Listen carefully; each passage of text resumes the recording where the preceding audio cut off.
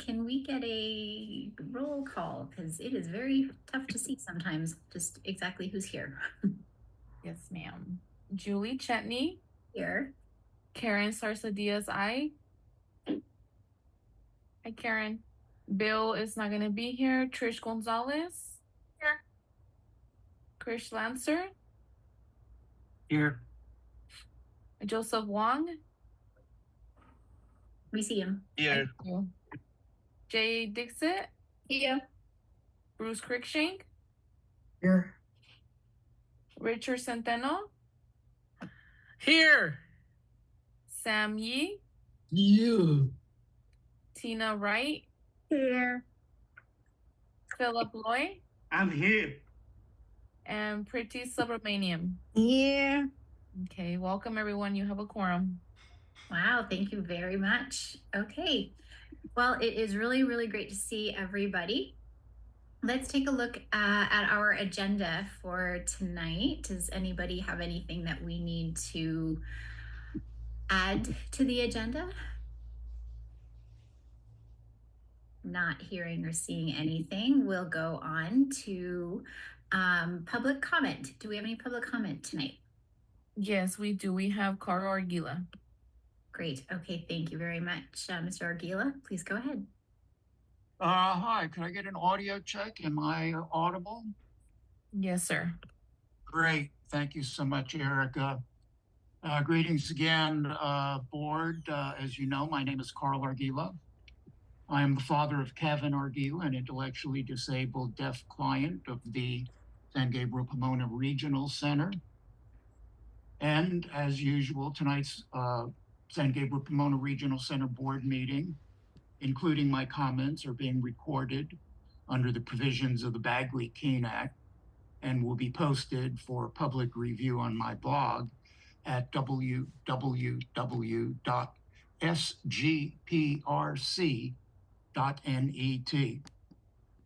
And once again, board, I am requesting that you terminate your conservatorship of my son, Cavan Argila. As you know, board, your agency has filed a declaration with probate court opposing my petition to terminate your conservatorship of my son, a hearing that will be held in January. You have placed my son in a group home against his will. Did you hear me clearly, board? You have placed a client in a group home against his will. This is unfathomable to me that something like this could happen in the United States, essentially putting a client into prison who hasn't committed any crimes. Recently, the Department of Developmental Services has issued, quote, guidelines to mitigate conflicts for delegated conservatorships, unquote. To my knowledge, the San Gabriel Pomona Regional Center has not complied with these guidelines.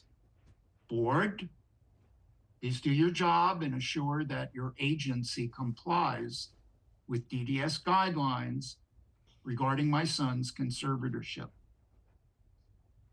Any parent hearing my voice tonight or on YouTube, please take note of all this.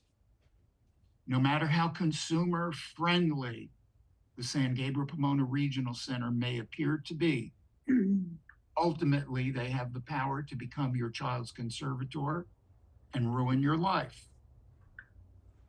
Finally, I am requesting that the official minutes of this board meeting accurately state that I am requesting that the San Gabriel Pomona Regional Center terminate their conservatorship of my son, Cavan Argila. Thank you, board. Thank you very much. We appreciate your comments. Okay, we are going to move to our consent agenda tonight. So we'll go over these two items and then ask for one motion that will, and then seconded to pass to pass both. So the first is to review the minutes from our meeting of July 24th. Does anybody have anything that they see needs to be corrected in these minutes?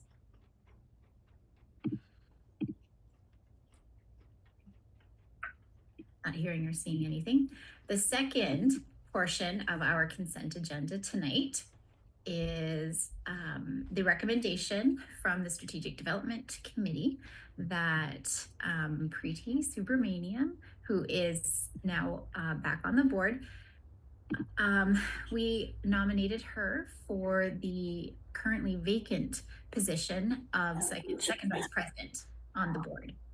So at our board meeting last month, our board secretary, Trish Gonzalez, provided that the Strategic Development Committee did nominate Preeti, and that we were going to be taking the vote tonight. At the time, the process to propose an alternate for an office, the second VP, the process was also explained. Did we receive any alternative nominations? No, we did not. Okay, all right, thank you very much. Okay, so what I'll do now is, do we have any discussions or any questions about the nomination of Preeti for second VP? Okay, well, not hearing or seeing any, I am going to ask for a motion to approve both the minutes from the July 24, 2024 meeting, and also the election of Preeti for second VP. Do I have a motion? I'll make that motion. Thank you, Trish. Do we have a second? Second. Oh, gosh, I think I saw a hand and a second go up at the same time. Did you catch which one was first, Erica? Yes. Awesome. All right. Any last discussions or questions? All in favor, please say aye or raise your hand. Aye. Aye. Aye. Motion carries. Preeti, congratulations. We're very excited to have you on the office list of officers that we're calling for these days. Thank you, Julie, and everybody. Thank you, Preeti. Yes. You, your insight and participation and everything has been missed. So we're very, very thrilled to have you back. I'm glad to be back. Thank you. Amazing. Thank you so much. All right. We are going to move along a little ahead of schedule, which is great always, to our Executive Finance Committee report from Dara. Did I see you? It's me tonight. It's you? So You I'm don't gonna look a pretend to be thing Dara. like Dara. You're missing the blonde hair. Yes. Tell Dara I did a good job if she asked everybody. Let's see. Well, jury's still out on that one. Hold on. You're making me laugh here. Okay. Nice to see everybody. Good evening. Happy Wednesday. I'm going to share my screen here. Let's start with this one first. Give me one moment here. This should be loading up. You have this in your folders already. So I'm going to do a quick overview, and I want to bring your attention to part of this conversation for this evening. So in your reports, our Executive Finance Committee has moved forward the financial report in front of the board for this evening, which was reviewed earlier this month. You'll see for operations, we're sitting very fiscally healthy for 23-24. You'll see that we have an allocation unencumbered around $875,000, which is really healthy, very good for us. It's a really good landing place, and we expect that number to come down as things come in for the end of the fiscal year. So no irregularities or concerns there. And you see that we did very well with our restricted funding, our restricted ops, meaning specific funds that could only be used for the purposes that are outlined. So that's consistent. So you'll see the diagram here. I'm going to pull up here for our conversation this evening on purchase of service. You're going to see quite the surplus unencumbered funds for fiscal year 23-24 for our purchase of service budget. So you'll see that number there, around 26 million, quite large. You'll see the graphs and diagrams here relating to that. You'll see the highest, just to flag, I think it'll be helpful before I share this LA Times article.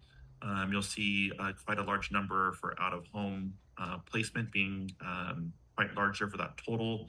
And what's remaining down to day programs, transportation, respite, and other services, which can include other family support services and also other skill acquisition-based services in there. So it just kind of breaks it down in these projections that you'll see that we regularly report on in this format. And as I went through all of our expenditures, no irregularities to report out, all very standard. And again, we're ending very fiscally healthy. The good news is we got our E3 allocation in information on August 22nd. So the amendment will be coming your way when we get it, Julie, for signature. And the operations budget looks good. That means we're going to be able to continue to do our recruiting that we have planned for this upcoming year. So we're landing in a good place. And once we get that, we'll be able to have more conversations on our upcoming fiscal year, which is really good. And just so the board knows, we just finished reviewing our draft of our core staffing formula through the A1, they call it, very technical terms. And that was due today back to the department, which we returned. It's our opportunity to validate our positions and our projections. So this is the time of year where a lot of fiscal stuff is coming together, upcoming, because we're wrapping up the previous fiscal year as we're getting ready for our upcoming fiscal year.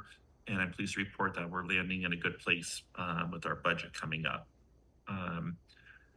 On the topic that is so timely for when you see the surplus, so we've been having these conversations at Executive Finance Committee of why we have a surplus for purchase of services. Fair question.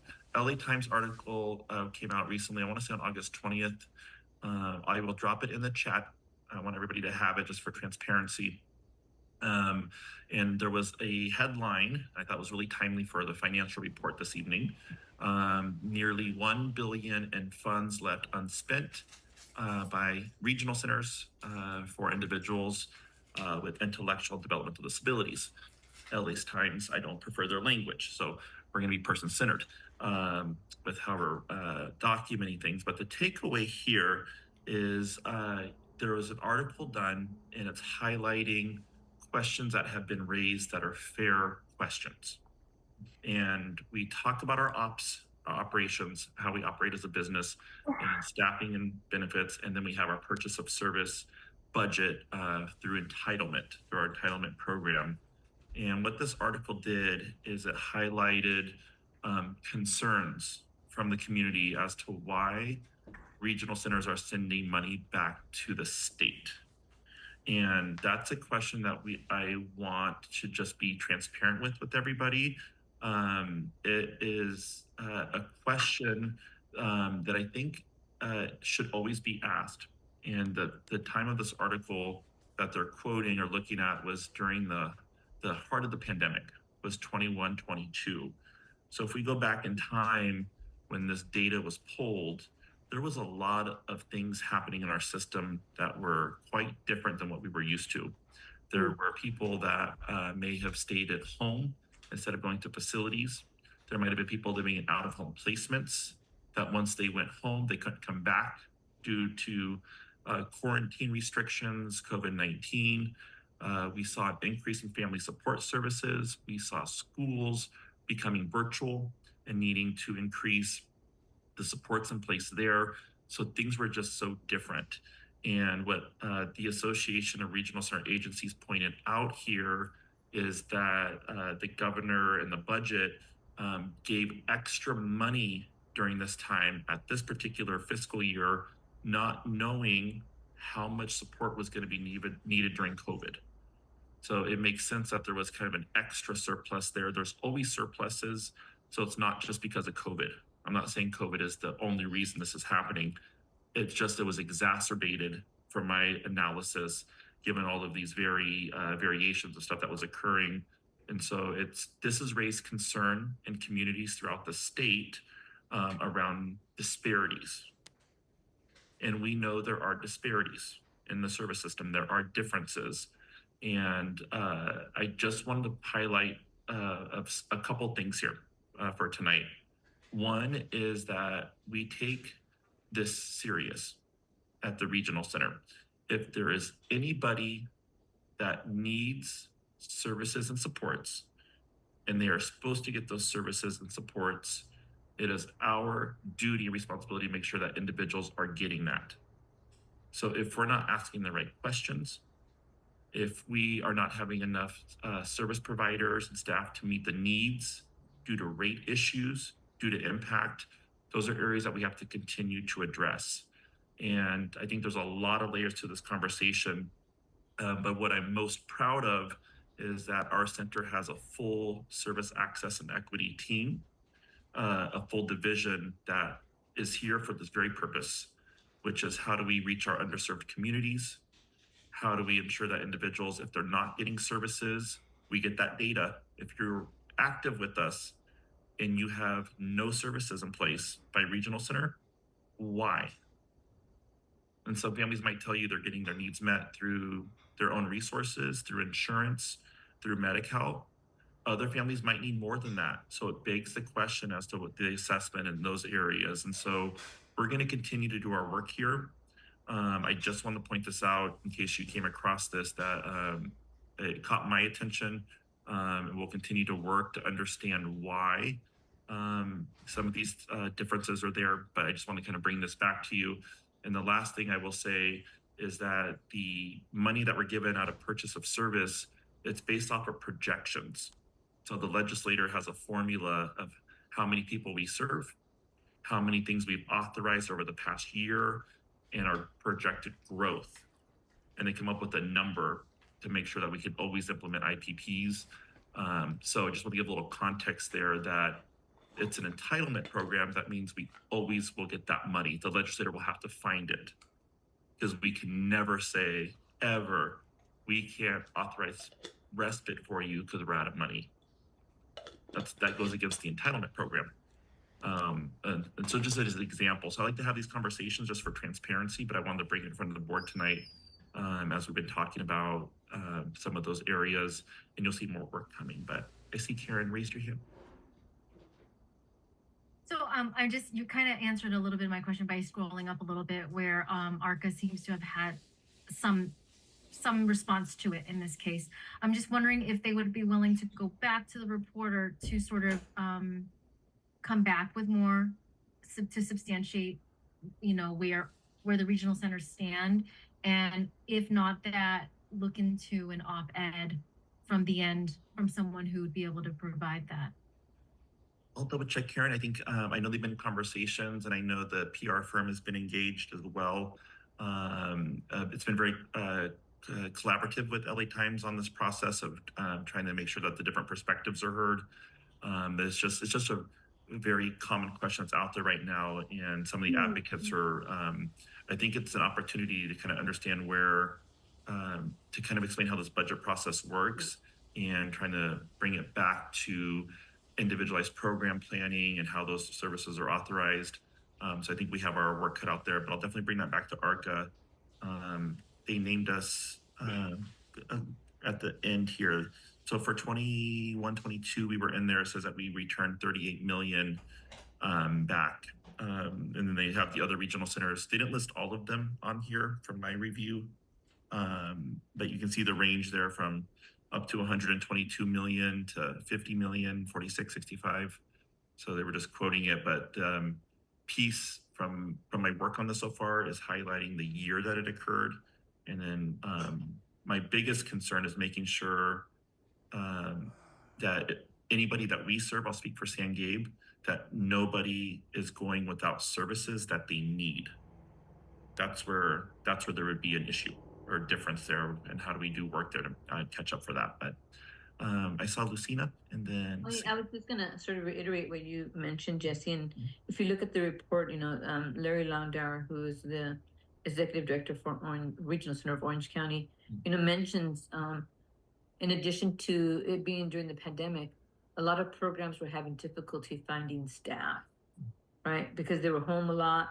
There was still COVID, but they also got other jobs, and of course, there's competing wages. Going back to a system, and so getting staff back there to get individuals back there it's taken a long time. There's still programs who are not there yet. And so some of it was that as well. Not being able to find staff, people not wanting to go back in person, right? Because it took a lot of us back to go back in person, especially if we were virtual. And people lost staff to other sectors. There's a big virtual world out there. And so that was a big part of it as well.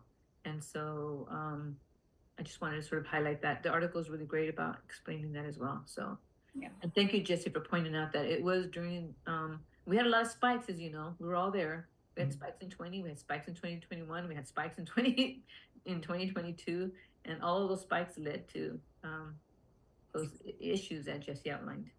And I noticed, Nancy, those questions have been coming up too around, can those funds that are not used, think about how much money is just sitting there, right? Not used.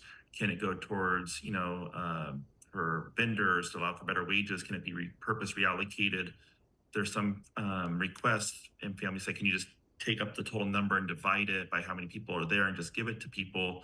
And I appreciate that, but that goes against the heart of the Lanterman Act of individualized program planning and needs. So, but these conversations are coming up around what to do with that. So I don't know where that's going to land, but it's such a restricted pot of money that it's either spent on services or it goes back in there. So it's an interesting way, but I think Sam's hand is raised too. Yeah, I was wondering if from one article or a series of articles from the LA. Yes, I'm asking, is it from one article or multiple articles from the LA Times? This is one article, but I did hear there was an additional article, I think just focused on Regional Center of Orange County. I haven't gotten that yet, but I hear there's an additional LA Times article. But I just put in the chat here the article that I'm referencing from August, I want to say August 20th. August 20th. And you know what, Jesse, I just remembered, and I hate to just keep on talking about the same issue, but we also had a lot of families who didn't want their individuals to go back. They were really nervous about going back in person, right? It's taken a long time for families to feel comfortable of people going back in person. So it also took a long time, even when programs were ready, families weren't. And so, that had a lot to do with it as well. It's been a struggle, and Chris knows, and Nancy knows, the vendors, to get people back up to where we were pre-pandemic. I think I didn't want to take too much time, but I just whenever there's media attention out there, I always like to bring it to the board. I just want you to be a couple things that you're aware of it. One, that I'm tracking it. And then I like to share a little bit about kind of what we do with this. So it's just so you know my position on it, which I think just goes back to the continued, it's not new work, it's continued work we're doing just to make sure that we're reaching everybody possible in a person-centered way, that we're getting everybody the services and supports they need, and that nobody's going without is the one area I think is so critical for us. But with that said, I think we need to approve the financial, I believe. No, you don't. No, not approval? Okay, see, don't tell Dara I said that then. Okay. As a reminder for the full board, we review the financial report at the Executive Finance Committee, where we have this presentation. We can ask even a few more questions, and then it is approved there, but presented to the full board at board meetings. Does anybody have any questions for Jesse? Further questions, I should say. Right. Nicely done. I think Dara would be proud. I don't know if she knows I stuck in an LA Times article, but we'll see here. Yeah. I won't tell her. All right. Thank you for that. Did anybody notice that we have no actual contracts this month? We were just as surprised in executive finance, let me tell you. So we can move on to the rest of our committee reports here. Let's go on to Community Relations Legislative Advisory Committee, and how are we liking the different day, Karen? I love it that it's all kind of all wrapped into a couple meetings at the same time, and allows everyone to have some nice Wednesdays there. We were up to 3 Wednesdays a month. So. Oh yeah, my Wednesdays were very all SGPRC. So, right. Which is a good thing. For our last meeting, which was a couple weeks ago, we heard some legislative information and updates statewide and local from Yvonne Gratian, who was there. She gave us information on the master plan, on developmental services work group, also talked about the change in leadership up at DDS, and also mentioned the Richard D. Davis Foundation golf tournament, which is coming up. And kind of also, and then Sal's group also told us about the community outreach update and kind of let us know about all the busy stuff that they were up to in the last month, which was July. So everything was great, and I'll turn it over back to you. Thank you very much. Thank you, Karen. Okay, all right. We are going to head over to the Advisory Committee for Individuals Served and Their Families, which happens right before this meeting. Preeti? Philip, do you want to take it, or I can take it if you don't want to? I delete them to the president. Okay. All right. Thank you. Good evening, everybody. Good evening. We had a presentation by Ronnie Pratt on duty and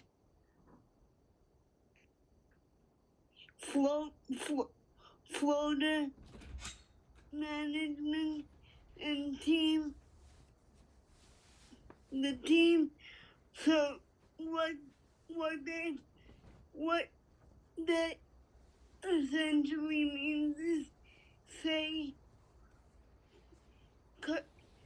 your service coordinator is busy,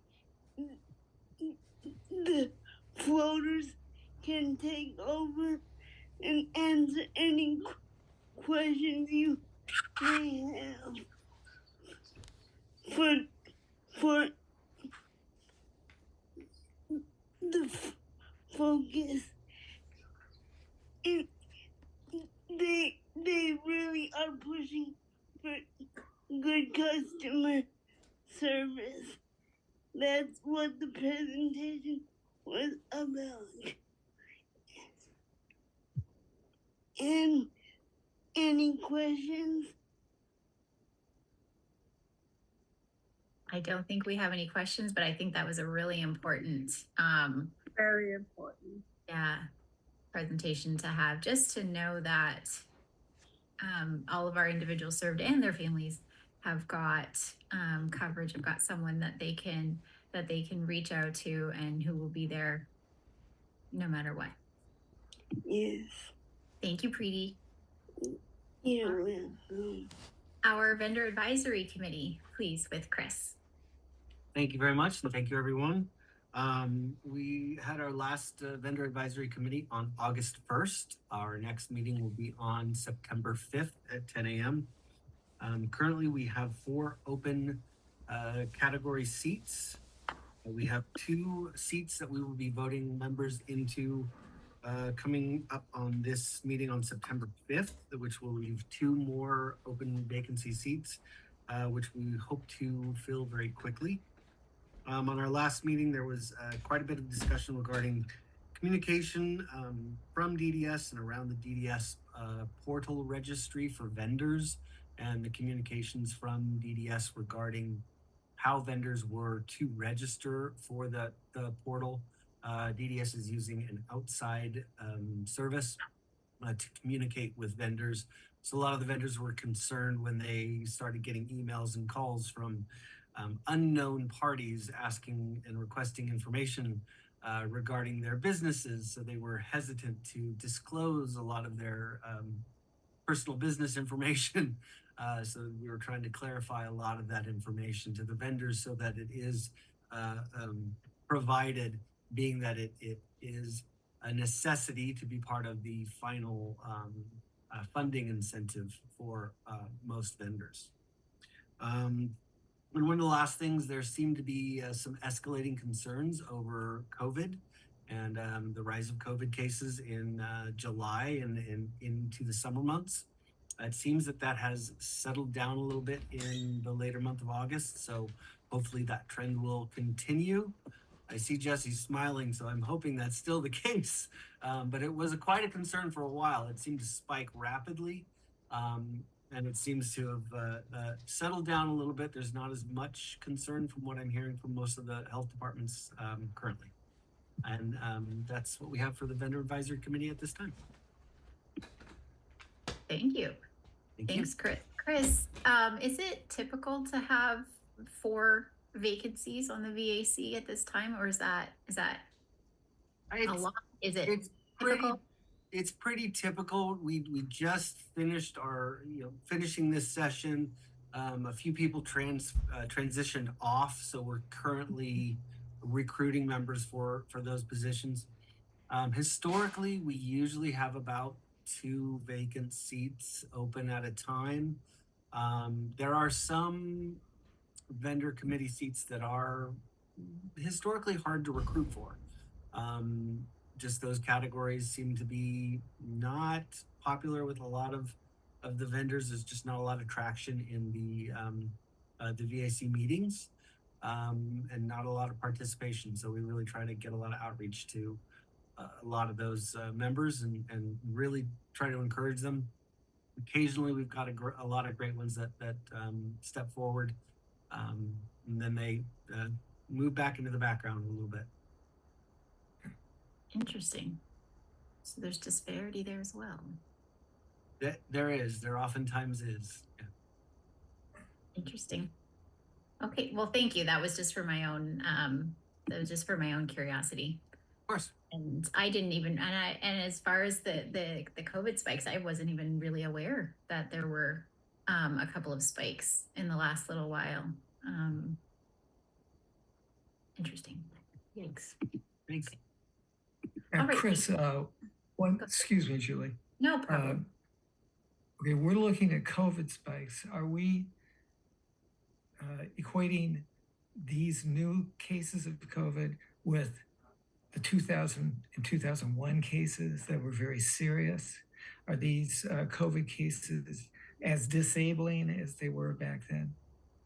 To my understanding, I can only go off of what is reported on the general sites, but from my knowledge, it's nothing like what we used to see in 2020, 2021, as far as the severity. I think there still is that issue with populations that are critical and at risk of developing COVID and having hardships and a harder time.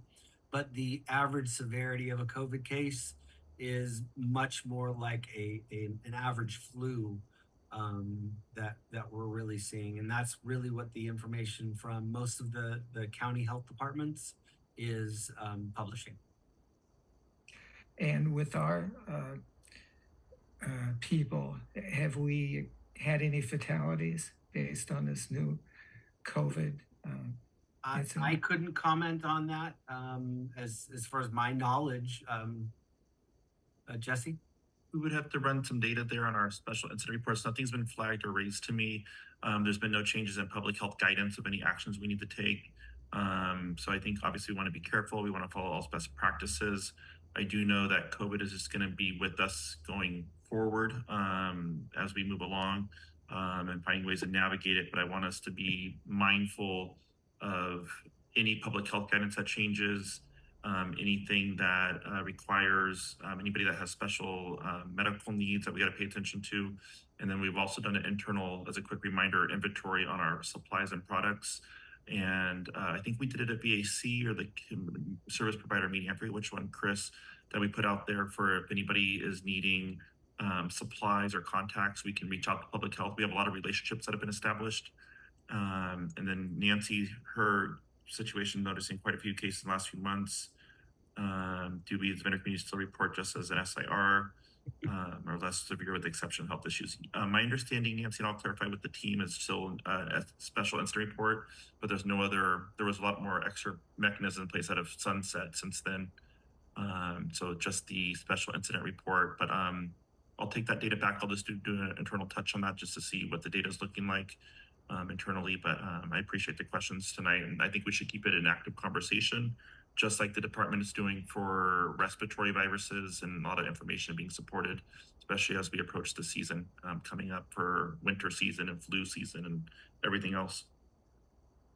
I agree, and I think the more it gets pushed to the back and the less that we talk about it, the more scary it is still. And then when it comes up, people talk about, oh, I have a case of COVID, and the less people are aware of what the current guidelines are, and everybody has this kind of post-traumatic response from how we were in 2020 and 2021 and all of these traumatic events that occurred. So I think it's much better to talk about it moving forward. And it's not going to affect, it sounds like what you're saying, it's not going to affect services. Yeah. It has not proven to affect our operations and our livelihoods the way it has in the past. Okay. All right. Thanks. Thank you for that. Yeah, I put in that reminded me actually that it's time for flu shots. I'll be going to get mine, that's for sure.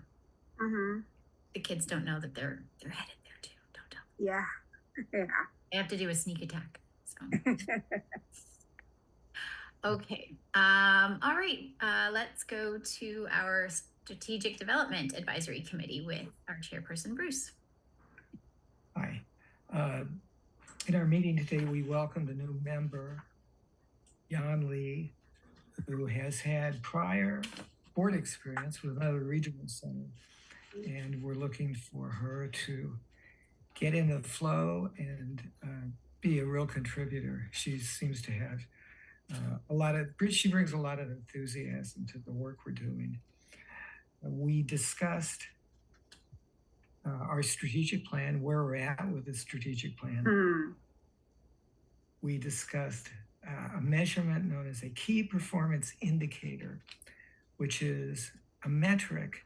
A metric is a way of keeping track of our progress towards reaching our goals. And it was really interesting. It's, I think, vital to the implementation of the plan, and so that the board in our strategic work can align with the staff and its operational work. And we're still getting it together, but I think we're making a great deal of progress, and it was a tremendous meeting, really, a lot of substance. So that's about it for us. Julie, take it away. Yeah, it really was a great meeting, and I think we're all really excited for the updates that are going to be coming the board's way with regard to the strategic plan. So it's very, very exciting. Okay. Oh, my turn. Okay. So for the board president's report tonight, it's pretty much, I'm focusing primarily on ARCA. Jesse's going to cover pretty much everything else. We were at ARCA. It wasn't last week, was it the week before? I don't know, it's all a blur. But this time it was down in Costa Mesa, so it wasn't too far. But one of the things that we talked a lot about is the upcoming ARCA Academy that's happening just over at our sister regional center in Inland. And the reason that it's so important, I'm hoping that, I know that a couple of you have already signed up. I'm hoping a couple more might be able to as well, particularly for the Saturday. I think Friday is not really, I think that Yeah. one's off. Did you sign up, Tina? Huh? Yeah, I heard about it. Yeah, great. Okay, so it's going to be really, really wonderful. I know that ARC is working really, really diligent on this. So ARCA, if you remember, the Association of Regional Center Agencies is basically, it's kind of hard to explain, but they're our legislative advocacy, pulling all regional centers together for one united voice with the state, which is why we participate as our regional centers with the other 21 on a regular basis in these meetings to come together to discuss issues that are affecting not only our individual regional centers, but all of them collectively together. So, and this time we talked a lot about the ARCA Academy that's coming up on Friday, September 6th, and the next day, Saturday the 7th. So, oh shoot, I had it up here. Where'd it go? What time is that gonna be? Let's see. It's an afternoon into the evening on Friday.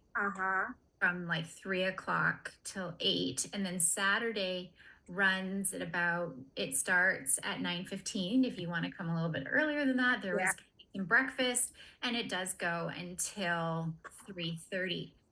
The biggest thing about the ARCA Academies is they're really designed to help us board members be the best board members that we can be for this system. So it's not like we wouldn't be attending a just a general how to be a good board member. It's about how to be a good board member for the regional center, for this system that we love, right? Right. Yeah.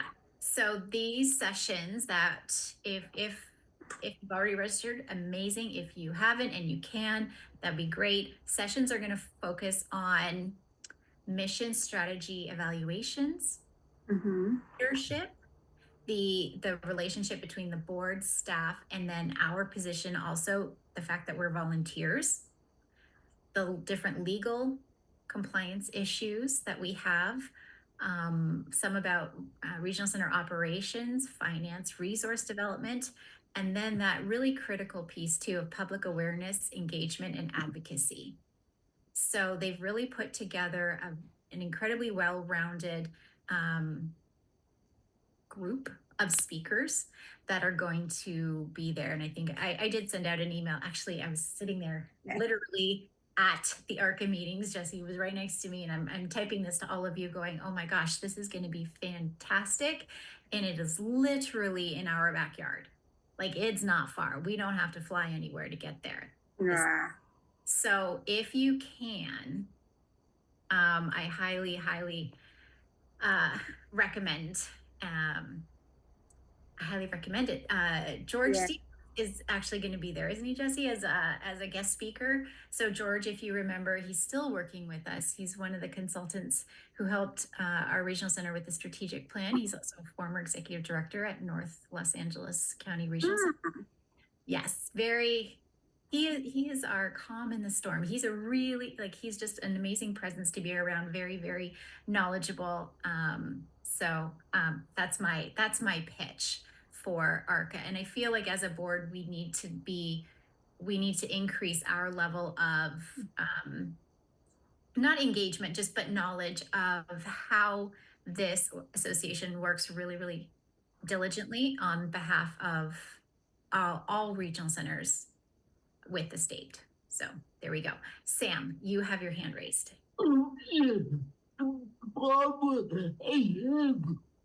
We agree.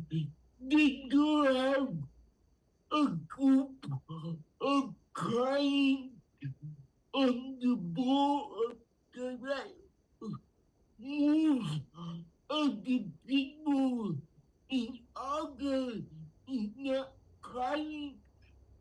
And nobody really talking about getting getting more clients on the board. That's my problem with ARCA. So what Sam was saying is that his problem with ARCA is that they're raising a group of clients on the board of directors. There's only, like Philippe said, it was only one, and that he just would prefer there was a group or something like that. That anybody with the application having more client involvement on the board level in ARCA, please. Yeah, so he just said more clientele involvement on the board would be something he'd like to see. Yeah. Yeah, no, Sam, I very much agree with you. Oh, I met him I met him at the board meeting on just this month. I can't remember, his last name is Hooper. He's from Tri-Counties. He took over for Mark Wolf. Do you remember, Jesse? I could look in the book. But he was, so you're right, actually. And you know what? You know Andreas, right, Sam? So he's always been there. He wasn't there this time. Did he term off? I think he may have turned off. He's still there, but is he can't be the chair of the committee because Tracy's now the chair? The chair, but I'm not talking about the chair. I'm talking about more client involvement on the board level. We were lucky if we had one client. I think I can have you have a group of clients, not only one, but a group of clients on the board, and they don't have a group. They only have one. If we are lucky. You're saying you'd like to see more? If I could add a little bit to Sam's comment, if I may, Sam. One of the discussions that Sam has shared with me previously is that he wishes that there would be more representation on the actual ARCA board instead of just having like a client committee, that they should be representing the actual board. And so one of the things is typically the ARCA board is made up of the ARCA delegate and the executive director. Yes. Now, if the ARCA delegate is not an individual served, then they're not, you know, in the cases where it is an individual served that's a board president or the ARCA delegate. So it limits the current representation on the board. So what Sam's saying is there a discussion or somehow to get additional representation from clients on the actual board? Yeah, that's a legitimate question. And Sam, I mean, you're more than, I would encourage you highly to speak with, it's Kelly Pennington, who is the board delegate chair for this fiscal year. And I'm also happy to initiate that conversation. Everybody who reaching for over 10 years, and I feel like I'm not getting any will. I feel like I've been talking to people who really can see over 10 years, but I feel like nobody is hearing me. Yeah, so Sam was saying that he feels like no one's hearing him out in terms of as far as like having a group to represent or to have more clientele involvement. It feels like it's not. Yes. That it doesn't go anywhere. I'm working flow over and over again.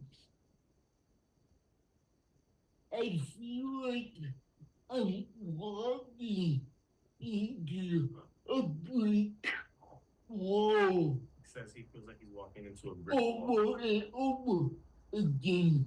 over and over again. Because nobody seems to care about the topic. He says that nobody seems to care about the topics that he. Yeah. So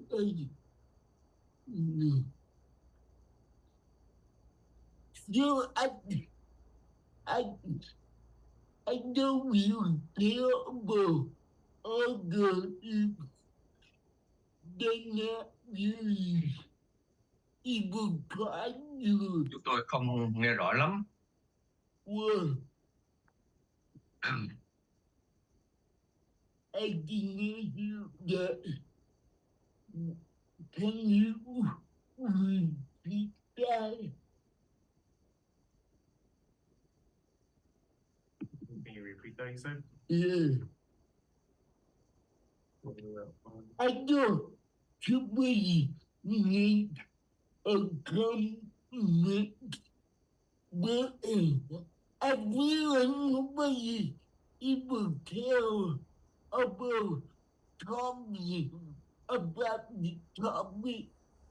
It really frustrates me. Yeah, same thing. He says he feels like nobody cares about the topic that he's bringing up.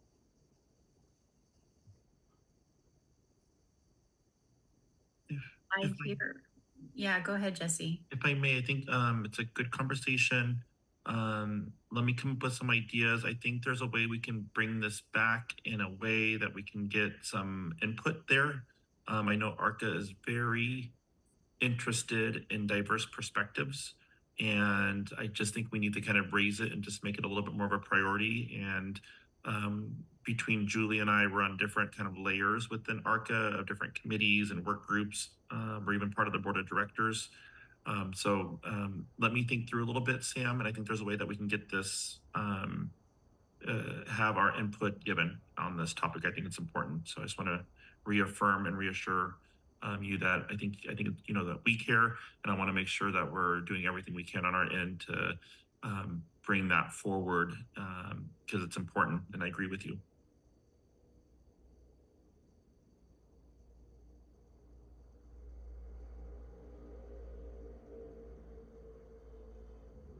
Is muted.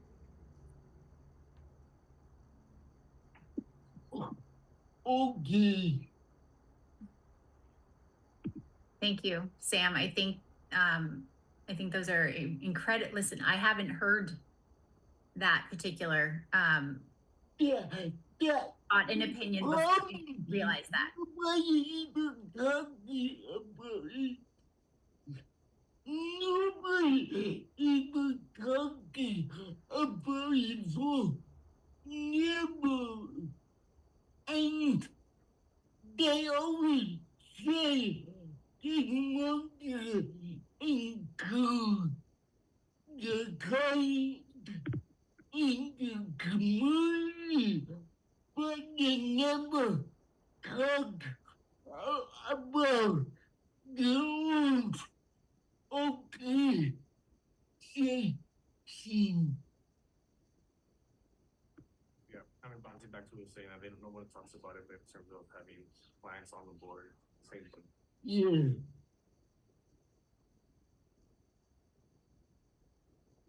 Will you let us take that back to ARCA at the next executive committee meeting for ARCA? Okay. We will do that. Consider it done. Okay. I think pretty much that's what I have before I turn it over to Jesse. I don't know if you're going to be touching on this, Jesse. I heard it earlier that there is some change happening at the top levels of DDS. Nancy Bargman is retiring. There was a little bit of, there were a few non-dry eyes at the last ARCA meeting, you know, just for as much time as she's spent and done for this amazing regional center system and at DDS. So I don't think that there's any word yet as to who's going to be taking over that particular position. But Brian Winfield is also retiring, so it's like a double whammy. But we do know who is going into his spot. Michi Gates has been, I believe the term is appointed to that position, and she is she's moving from her executive director position at Kern County Regional Center into the deputy chief. It's one Chief of the deputy. chief deputy. Thank you. Position that Brian held. So yeah, and then North LA just hired a new executive director. So there's just tons of moving pieces in this system. And Jesse is no longer the new kid on the block. That is true. You know, 2 years coming up here in October. Oh my goodness gracious. Well, with that, I'm gonna throw it over to the non-new kid on the block anymore. Good evening, everybody. Thank you, Julie. You captured the DDS leadership updates there. There's no word yet on the incoming either interim director of the department or either long-term. There's no word yet how the governor and secretary, what they're thinking. It hasn't been released yet. And there's a lot of questions coming in because September 6th is around the corner. So we're all kind of on standby, but the good news is Michi Gates is a pleasure to work with. She's really solid, very seasoned, and a really good advocate. So I'm really grateful on behalf of our system that she's moving into that number 2 position role at the department. I've already been in contact with her since her appointment. So she is fully engaged at the department. The interim executive director, his name is Enrique Roman. Enrique Roman has history at Lanterman Regional Center. Most recently was the director of community services for Kern Regional Center, and now he is in the interim position, so that recruitment will be starting up shortly at Kern Regional Center as well. So lots of movement, as Julie kind of mentioned, happening there. So I'm going to share my screen. Let's see if I do it correctly. I think my PowerPoint should be popping up here. Did I do it correctly? Okay, I'm not seeing any. Okay, there we go. Okay, I think we're good. Okay, all right, here's my report for this evening. I don't read this every time, but I leave it here on purpose. We did a lot of work together, all of us here, on our mission statement. So tonight, just as a reminder for everybody, the reason that we're all here is our mission is to collaborate, advocate, and support individuals with developmental disabilities and their families, ensuring that every person enjoys a life of meaningful opportunities and inclusion. So it's kind of centering to think about all of our items, all of our discussions, and why we're here. So I think that's powerful. And just want to remind everybody of the work that's gone into it this past year to update our mission, vision, and values with the support of all of you. So thank you. Lots of work is continuing on the master plan on developmental services. There are committee meetings, there are work groups going. I pulled out, I just noticed the California Health and Human Services updated all of the committee meetings. This is the full committee. These are not the work groups from September all the way till March 2025. And I think Welfare Institution Code says the plan needs to be done by April 2025. So the dates have been locked in. Good news is you can participate anywhere. If you want to go in person, there are the cities here. And the September 18th one is going to be in Fresno, I learned. Just in case anybody's out there or interested, but there's virtual options. I highly encourage participation in these meetings. You'll get a glimpse at kind of what our next 10 years as a system, where we're headed. So they're super effective, super helpful meetings. In my opinion, there are 5 work groups. I pulled out work group number 1, the one that I'm a part of, just for this evening, to give you some insight into the members of this group, which is focused on individuals and families' experience in person-centered service systems that they trust. So really looking at how to increase trust with the community and looking at person-centered practices. The work group met already. We have another one coming up, I believe, Will and Ed, September 11th. I think it's coming up. I think we just got notified for work group number 1. And then the other work groups are putting out their dates out there as well. These work groups are tasked with looking at recommendations and strategies, really getting into the work. So I'm really excited to see where this goes in a kind of a short time. And then I just had this ready just to show you all the other work groups that are occurring. I'll drop this link in the chat so you can see the work groups, and then you can see the members in each of the various groups of who's been selected. So just a lot of good work that continues to happen there. Let's see here. This is a big one, everybody. I've talked about it before here. The bill has been inactive for a little bit of time here. It got reactivated soon, or more recently. Reactivated means it's back and alive, making its way through different processes. And Assembly Bill 1147, which is known as the Disability Equity, Transparency, and Accountability Act, it's a mouthful there, is focused on a couple of areas. It's been really reduced. This bill was much larger. It's been revised significantly, and there was 4 areas that kind of stand as is. We still don't know if it's going to pass or not. There is a high likeliness that it will, and the governor has until September 30th. 4 things standing out for us. One is a requirement for the Department Developmental Services to consult with subject matter experts. And you see the various topics here on Regional Center Board accountability and transparency, how regional centers are evaluated, including how we're doing as a regional center on our performance, how we're doing on equity and diversity initiatives that should come through the master plan process. So that's language that potentially could be enacted as an assembly bill. Limiting regional center staff gifts to $15 annually from a variety of sources. That's an interesting one. Our policy is to not accept gifts in there, but this just kind of is an indicator of potential optics, potential conflicts of interest, of what it looks like when regional center staff receive monetary value from individuals, maybe families, service providers, or any variety of sources. And so that is there for the governor's consideration. Prohibiting regional center senior staff from hiring family members. Another interesting one there.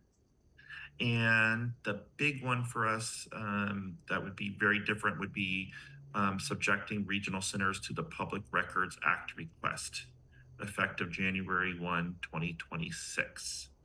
That would just open us up. The Department of Developmental Services, state government agencies are already subject to this. It's my understanding the department receives these pretty routinely, and we're looking at the fiscal impact that it would take for us to be able to manage request, legal consultation, and what that would look like for our community. So there's a lot of work happening, and I'll keep everybody updated if we find out what's happening there. Senate Bill 162, remote individualized program plans, also known as IPPs, and our individualized family service plans, if you're in early intervention. There is some Senate bill language there that allows regional center to continue with virtual meetings as long as the individual has been seen in person in the last 12 months. If you're in the Lanterman program, and if you're in early intervention, the government code there, federal regulation, is that we're supposed to see individuals and families, the individual served within 6 months. So there's some framework here of another way of saying this framework here that we can continue remote meetings with families and individuals with some framework. And I pulled out the exact language. This is in your materials if you want to do a deeper dive on it.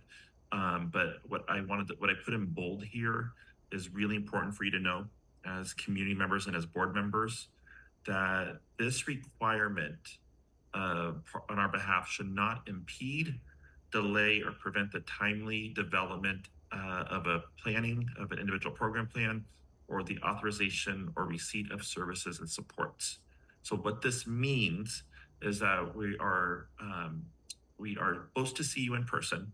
If it's been in the last 12, if you've been seen in the 12 months, we can continue to do that. If we haven't seen you in the past 12 months, we're supposed to see you in person. You can request, if that's not working for you or there's a barrier, let us know. That way we can do a virtual meeting, we can do Zoom, because we can't impede the planning process. The intent is for us to make sure that we're seeing people. It's important to the department, it's important to legislators. So there's some balance here, and there's some more work being fine-tuned on this across the state for some consistency. So just want to give you some kind of updates there on this section.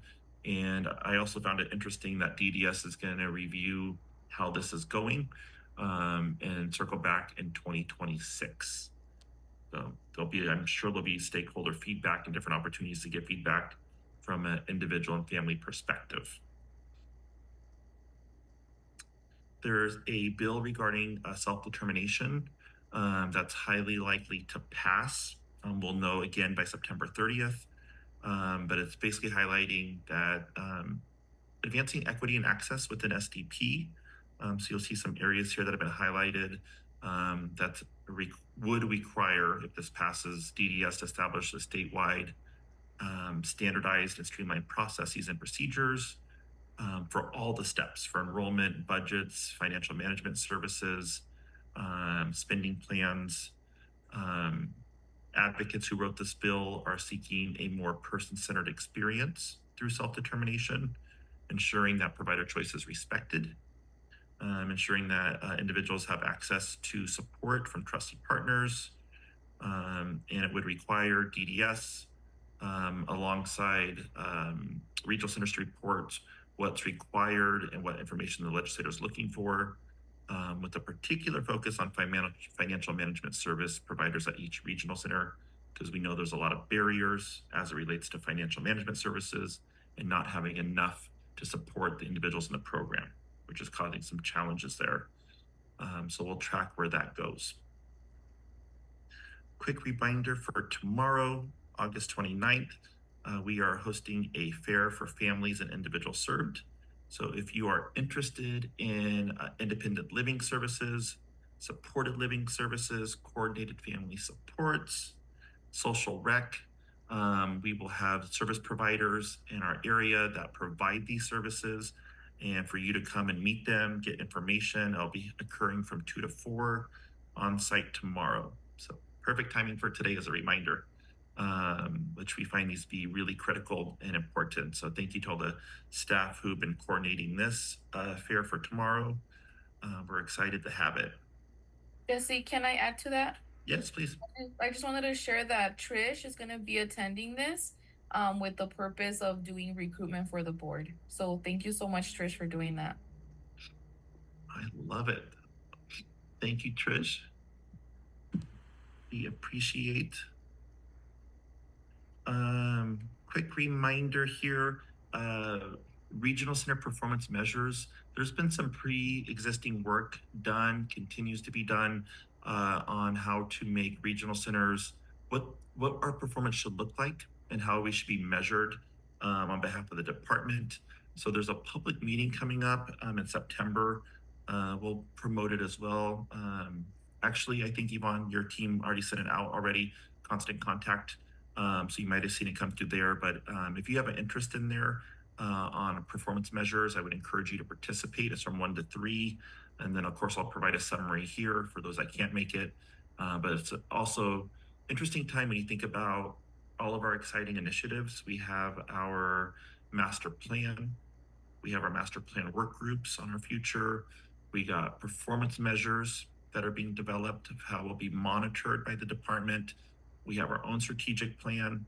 So a lot of mechanisms in place to ensure that we're moving in the right direction. And I may have said this before, but you have to keep in mind here that we're moving from a compliance-based system only to quality and outcomes. Looking at quality and outcomes. So we're going to see a lot more of that develop within the performance measures as a regional center. For example, no longer is it sufficient just to say somebody is in a day program or working. Yes or no? How many people are working? The questions, and they're good questions, do individuals like their jobs? Are they getting competitively paid just like everyone else?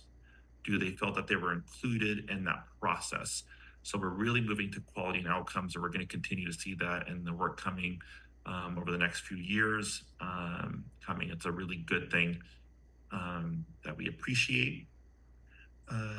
Super exciting news for everybody tonight. I get to announce formally our team here is putting together what we're calling a new parent family member orientation at Sangay Pomona. We're doing a pilot on Saturday, September 28th. And what this is we were having conversations about people who join our regional center. Maybe it's their first time at regional center ever. Maybe they've been at different regional centers before. Maybe they transferred.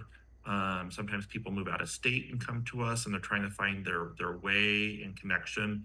And so what we wanted to do is pilot this, but pull together anybody who joined our regional center. We're looking at January of this year until current, and doing direct outreach to these individuals and creating a platform for individuals to come to us at our center and let them connect with leadership. We'll have leadership there. They can learn about our different departments.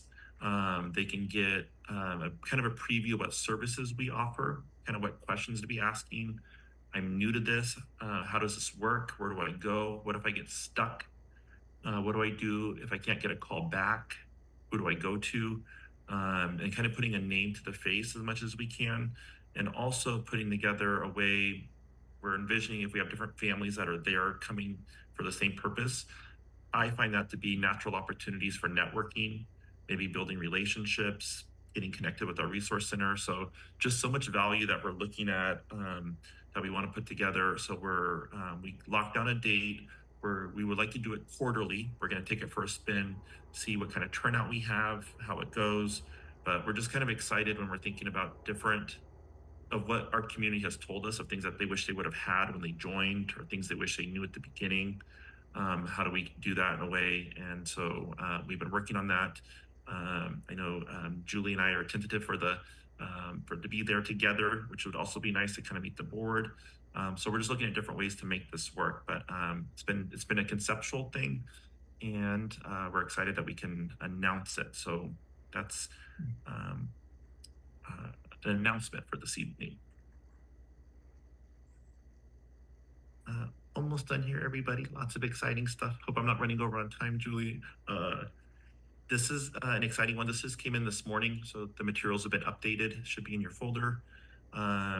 It's letting us know that there's been some updates to Welfare Institution Code relating to some really important services related to social rec, camping, and non-medical therapies.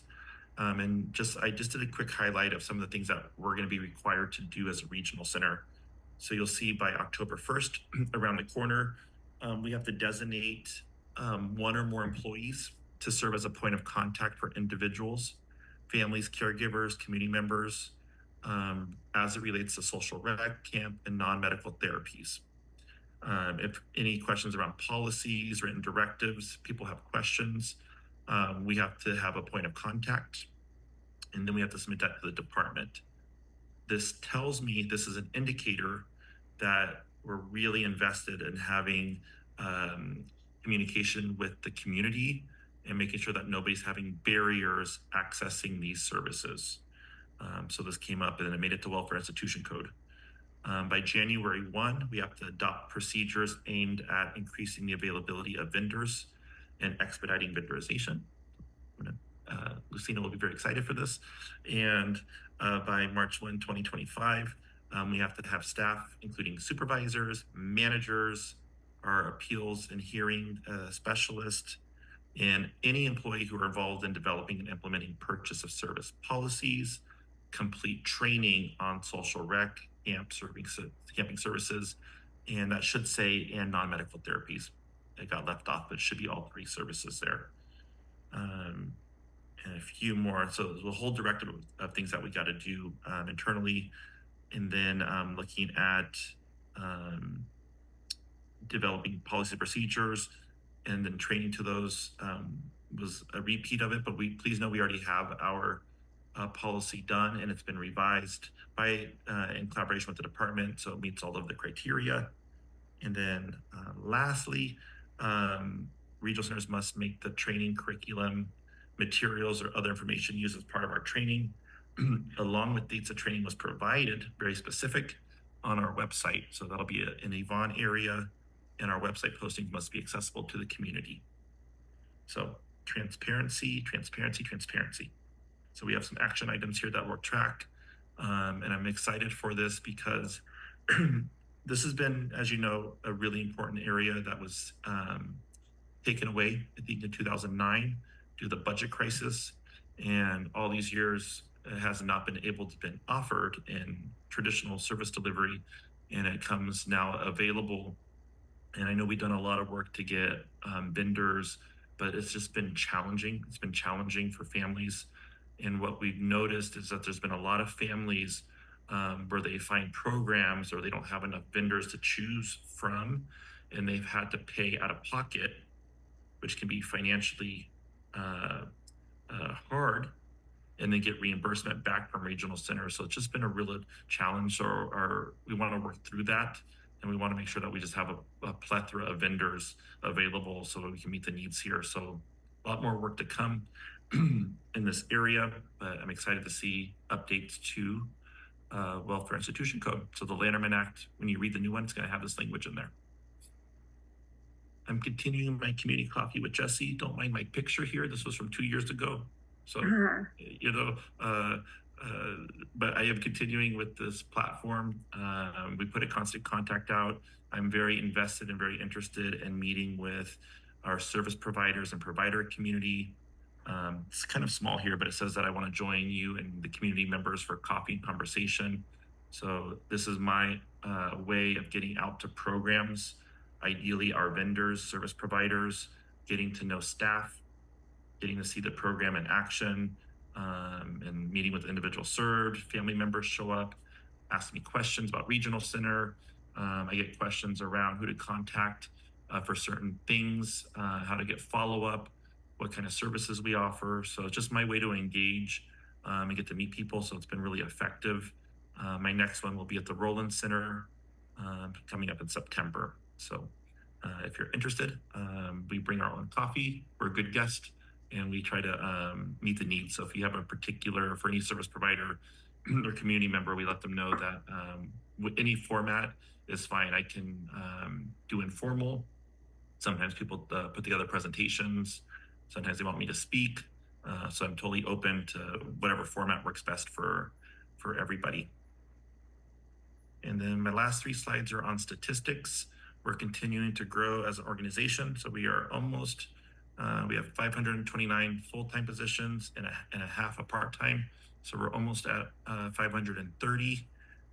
You'll see our vacancies tend to be really good. We're at 10.5 vacancies.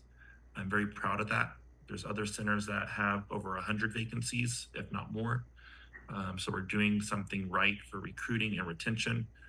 So shout out to HR and to the leadership team for helping support our workforce.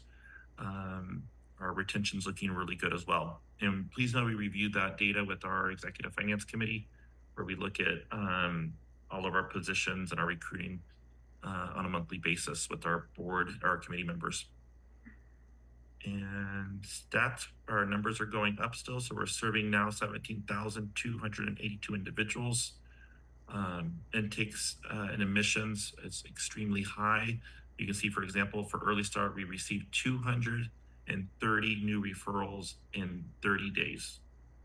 230 new referrals coming in that we have to assess. And that is a very intense timeline there. Federal law says we have 45 days to make a eligibility decision for Early Start. And the team's working there. So we're full shout out to our admissions team. I've never seen numbers this high in my career. So I don't know how we're keeping up with the volume in the way that we are, but we're doing it. And so it's a good thing. It means people are coming into our system, but it's active, very, very active. And SDP, as of July 31st, we are at 194 participants. I believe we made the 200 threshold in early September. You just won't see the data. I'm sorry, early August. I jumped ahead. In early August, this was July 31st. So we were bringing people in this past month, and I believe we're at the 200 mark. But you'll see that reflected in the next report. And I want to thank the SDP leadership team because we had a directive from the department to input more information in what our portal, our database is called Sandis. That's our main database that we use. And there was information for SDP that wasn't in that system. And so there was quality incentives for regional centers if they achieve by the end of August, if they put certain information in, for example, and we have this in other records, but just getting it into this portal, when the family completed orientation, when the budget was done, just different dates to make it really consistent across all 21 regional centers. If we get everything input, we're eligible for an incentive by the department, and we made our timeline, we submitted. So I want to thank the team for making that happen. And I think that concludes my statistics. So that is the end of my report for this evening. There was a lot of numbers, but they were pretty impressive numbers. Just to hear where we are with the number of individuals served, right? Mm-hmm. And those intake numbers, my goodness. I know, it was a lot. That is a lot. That is a lot. I mean, it means that we're getting the word out, right? Yeah. So not only I put in there, not only a shout out to everybody in intake, but whatever's happening with the communication to the community, that's getting these referrals coming in, just amazing. Awesome. Absolutely. And we're noticing that trajectory because we get, we have these high numbers in admissions, and we have a high, when you do the percentages of how many people we're making eligible, very high as well.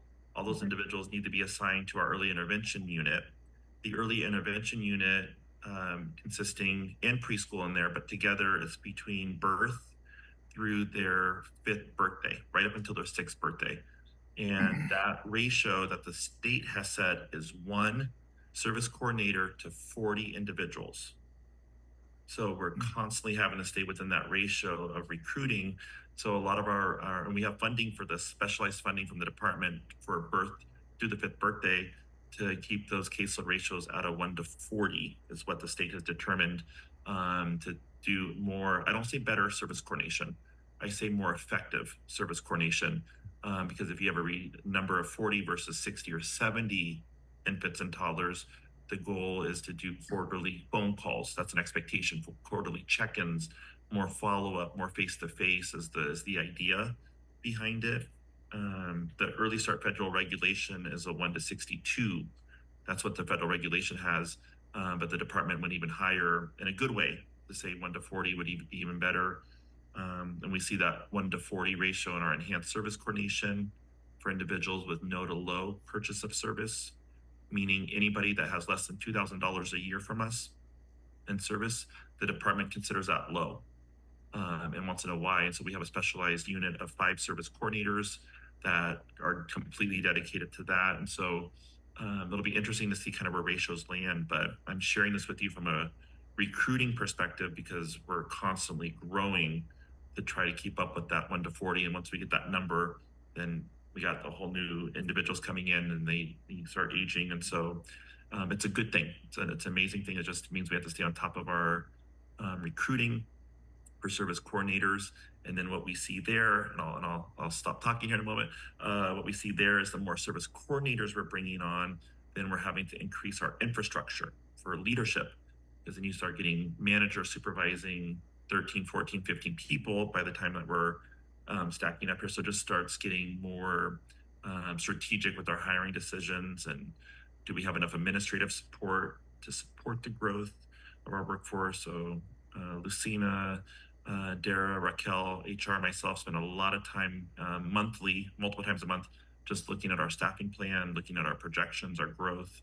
And so that's why I'm very pleased to see our budget supporting our continued work there for to meet those ratios and to be in compliance as best we can for there. So just some context as we kind of talked about statistics and numbers. I think it's important for the board to know some of those challenges that we have of doing this, but also it's a good thing. This is a really good problem. It's not, we don't have people coming to us. So this is a really good thing for us. So just want to share a little bit of context. And it highlights the domino effect too, right? Within the organization, just like you described, these high numbers coming in, and just the domino effect of the case management with the ratios to the managers, to the, the need for HR, like just all up the line, basically. So opportunities, right? Opportunities. We are opportunity ready. I think we're well positioned. I know the holidays are coming up here soon. I think we're pretty well positioned to continue the work ahead with our initiatives, our contract with the state, our strategic planning process, our master plan. And I agree with Jesse on like we should have more face-to-face meetings and stuff instead of like try to get off on Zoom a lot. It'd be good to see everybody again on Zoom. It'd be good to see everybody face-to-face a lot. Yeah, I agree. And it would be better for me if we meet in person to people understand me better. Yeah, he says he agrees that he feels it'd be better to meet in person so people could understand him a lot better. Yeah. I understand that. Well, I think board members, you'll be happy to know we do not have an executive session, closed session tonight after we close this meeting. So thank you to everyone for your participation tonight, for all of your insights, questions, everyone's participation. Thank you so much. Yes, Bruce. A quick question for Jesse. Okay, Jesse, what's the satisfaction rate among participants in the self-determination program? Anecdotally, I have anecdotal data. I don't know if we have a formal tool to measure. I need to talk to the team about that. I was going to say NCI, National Core Indicators, but I don't think STP is measured on there. So I don't have a formal metric for you. Anecdotally, from the families that I've interacted with and what I hear, people are very pleased with STP. I met families at the Parents Place Resource Fair and telling me about their experiences in self-determination, how it's changed their life.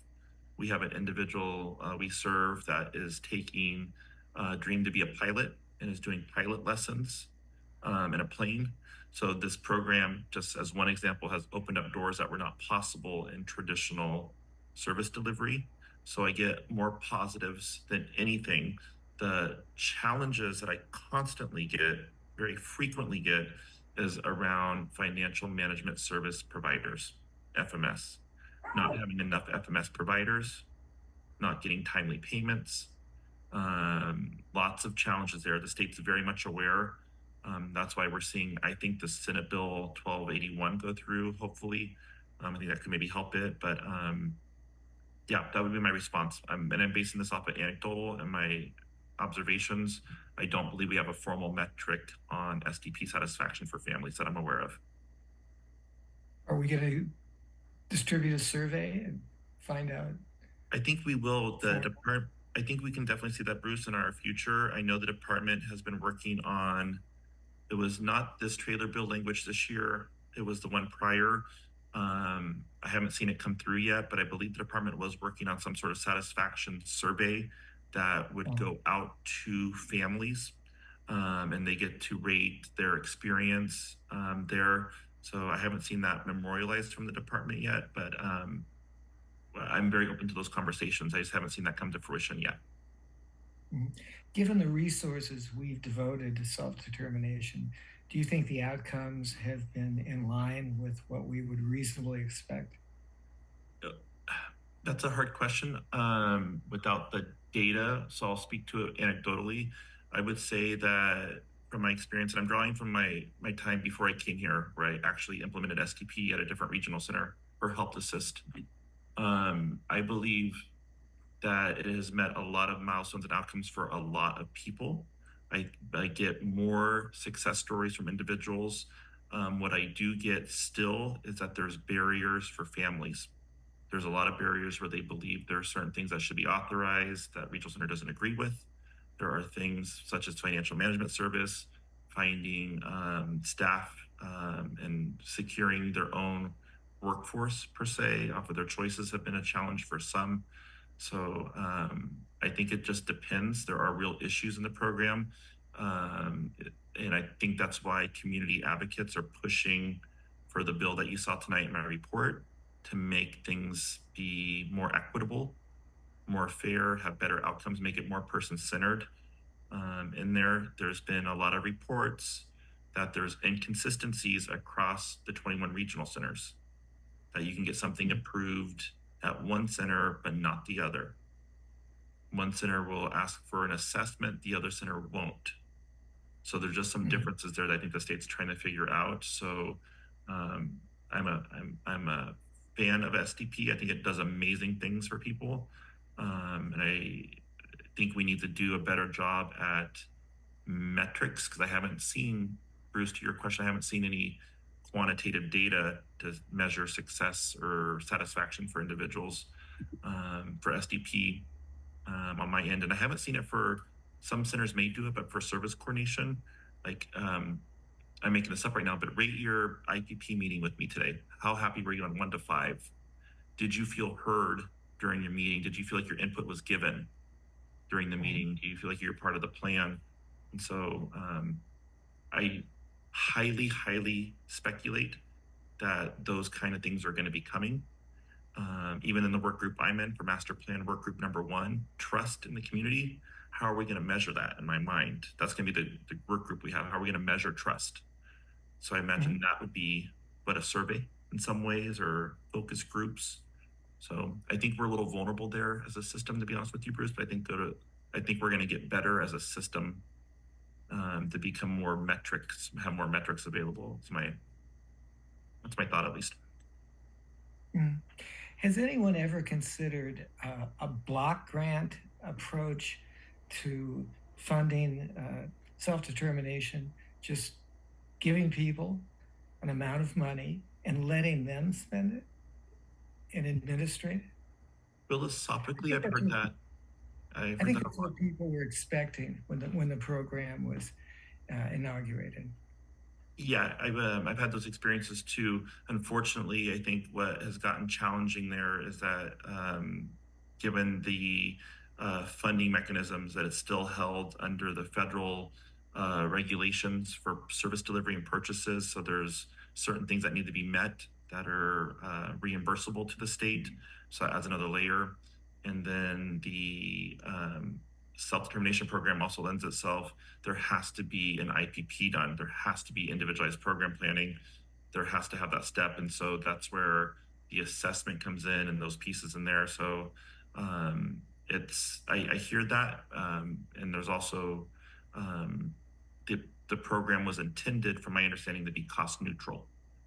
It was intended to be a cost neutral program from traditional service delivery. And I don't believe it is cost neutral off the numbers. I believe it's more expensive. And I think the legislators look at that as well. And I believe that's why it's our responsibility to talk about all of the strengths of self-determination, all of the possibilities it offers, and figuring out how we can reduce barriers with it. But I don't see, I don't want to speak for the department or for Senate or Assembly members, but I don't see them just giving blocks of money over. I think there will always be some sort of accountability or threshold or framework of how those monies are being spent to make sure that as stewards of public funds, that we're making sure that we're actually addressing the needs that are being met and what that looks like in some sort of way.